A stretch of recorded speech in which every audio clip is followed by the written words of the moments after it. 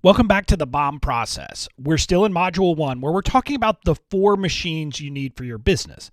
And here in Lesson 2, we're going to have an overview. We're going to kind of talk about at a high level what are the different machines you need before diving into them more specifically in future lessons. So a key point to get is that for most entrepreneurs, the goal is to create a business that gives you freedom and flexibility. I don't know a lot of entrepreneurs who are looking for anything else. Every time I talk to them, that seems to be a common theme. And when you dig down into it, there really are 2 types of freedoms that you need to build in your business. First of all, you need financial freedom, but you also need time freedom. The sweet spot is that in the middle. In other words, you're looking to build a business that will create both of these freedoms. And you create these freedoms by building the core machines for your business. So that's why we're talking about this, the 4 machines here. Now, going back here to the different freedoms you're looking to build, the financial freedom aspect comes from what I call the marketing machines. And there's more than one. But these are the machines that are about generating revenue and building money in your business. So when you think about it, obviously to get financial freedom, you're going to need money, and marketing is what creates the money and sales in your business. Now, a truth bomb quickly about this is that contrary to popular opinion, marketing is not just advertising and selling.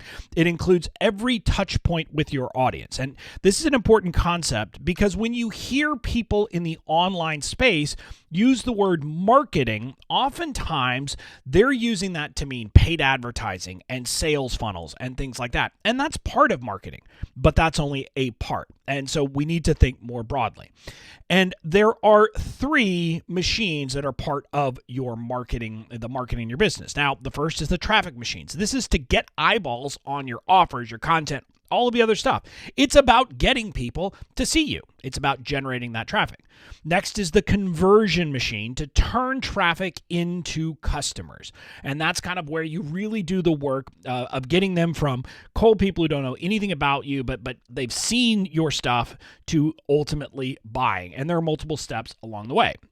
And then the last one is the customer experience machine. This is to deliver value to your customers. And to be clear, the customer experience machine is most clearly about people once they've bought, but you should think about it more broadly as the audience experience machine. And that's how we view it in our business, and I would suggest you do the same. Now, in the online marketing space, most people think in terms of funnels, where traffic comes in the top and your conversion machine turns them into customers. So you've probably seen various funnels and funnels analogies, etc. And I want to be clear, funnels are part of marketing.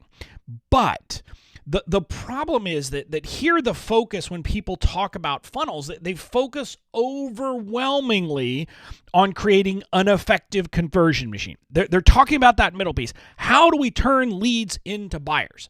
That is the focus where everybody puts their attention. And so it ends up kind of being viewed as this once through linear process. Now, the funnel analogy is problematic though, because people go through this way less linear. It's not like they come in traffic, they go through conversion, and then they become customers. And beyond that, each element of your marketing affects the other. So it's not like traffic is one thing and then conversion is another thing and then customer experience is the last part of the funnel.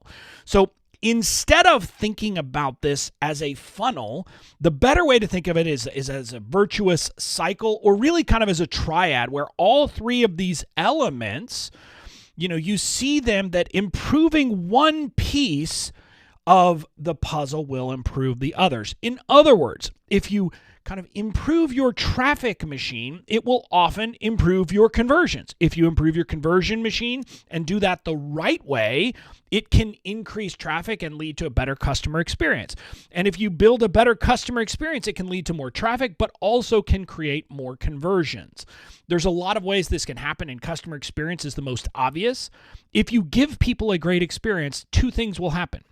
Number 1, if they can buy something else from you, they will. So you don't need more traffic. They just convert again because they had a great experience. But also, those people can become brand advocates. And if they're brand advocates, they'll start sending their friends, everyone they know, which gives you more traffic.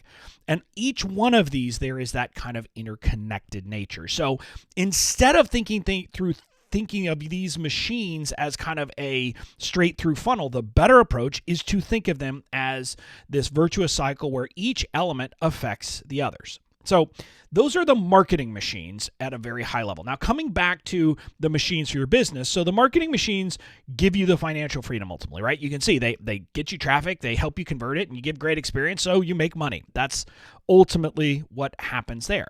The time freedom element is your operations machine. This is about building the things so that you don't have to be spending all of your time. And getting your operations machine in place is important, but most people are telling you to do this way before you're ready for it. And I like to think of this as kind of the Goldilocks problem when it comes to building your online business and the operations behind the scenes. And that's this, like, you definitely need help.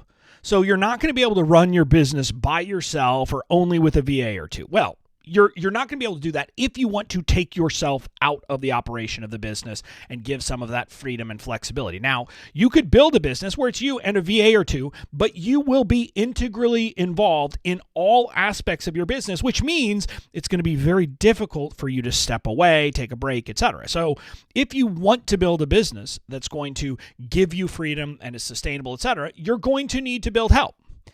But the other side is you only should do this when you're ready. Rushing to hire a team too early can actually hamper your growth. And it can do this in a couple ways. Number one, you don't get proficient in doing the work. Number two, you expect that there is an easy button magic solution that you can go hire someone to fix your problem. And oftentimes there's not. So what ends up happening is you spend a bunch of money and you don't make progress. But beyond that, and even if you were hiring people who knew what they were doing and could really help, early on, until you've really gotten the marketing machines flowing, money is kind of tight. And money is the lifeblood of every business. And so if you rush to hire, you're going to be spending money. And as much as people will talk about this, and I agree with this, ultimately, your time as your business grows becomes the most precious asset of your business. So as you get to the point that you don't have more time in your schedule, you need to hire to get help. But early on, most entrepreneurs that I know have time. If they focused on the right things and did the right tasks, they could do it without having to get help for most of these things. And so waiting allows you to get to the point that you have consistent revenue, and then it doesn't take that away from you. So if you don't hire, maybe you have more money to spend on ads or other things that can build your business. So that's the Goldilocks problem. You don't want it too soon, but you also can't wait and don't want it too late. So you've got to kind of hit the sweet spot. The general guidance here is that you want to focus on building your operations machine only to the extent necessary early on. In other words, you're going to run lean. You're going to run with very little help, and you're going to try to do as much of it yourself. You're going to be scrappy. When you need help, you'll go out and get it, but you're not going to be over-hiring, because over-hiring is one of the things that will really drag your business down. So that is the operations machine for your business. Now, summing up here, the BOM process is really about building the 4 machines for your business and building them in the right order. So throughout the rest of this program, what we're going to be talking about is, okay, what are those machines in more depth? And then we're going to talk about why you need a process, and then what that process and what that order is. So that's what we have coming up. In the next lesson, you'll learn more about the traffic machine. We're going to go deep on that first element of the marketing machine. So I'll see you in the next lesson.